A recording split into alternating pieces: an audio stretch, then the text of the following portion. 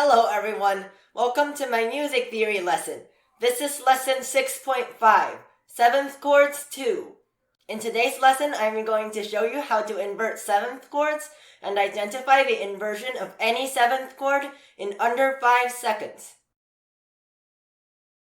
The 7th chords that we learned in the previous lesson are root position 7th chords. In today's lesson, we are going to learn how to get first, second, and third inversion 7th chords from root position 7th chords. If you move the root of a root position 7th chord up an octave, the third now becomes the bottom note. The new 7th chord that you will get is a first inversion 7th chord. The picture on the left shows a root position 7th chord. We move the B flat, which is the root, up an octave, and we get the first inversion chord on the right. The picture on the left shows the first inversion 7th chord that we got in the previous slide. It has the third, D, on the bottom.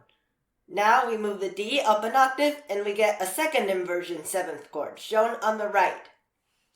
The fifth, F, becomes the bottom note. Everything until now is the same as with triads. In the next slide, we are going to look at third inversion 7th chords. The picture on the left shows the second inversion 7th chord that we got from a previous slide. It has the fifth, F, on the bottom. Now we move the F up an octave and we get a third inversion 7th chord, shown on the right. The seventh, A flat, becomes the bottom note. After you know the logic of inverting 7th chords, you need to practice to become fluent with identifying inversions of 7th chords. Let's try it on the next slide. Inversion of 7th chord. First inversion. Inversion of 7th chord. Third inversion. Conclusion.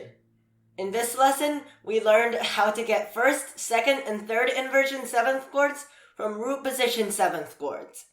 A first inversion 7th chord has the third on the bottom, a second inversion 7th chord has the fifth on the bottom, and a third inversion 7th chord has the seventh on the bottom. For more practice, please download my music theory app. In the next lesson, we are going to talk about Roman numeral analysis. See you next time!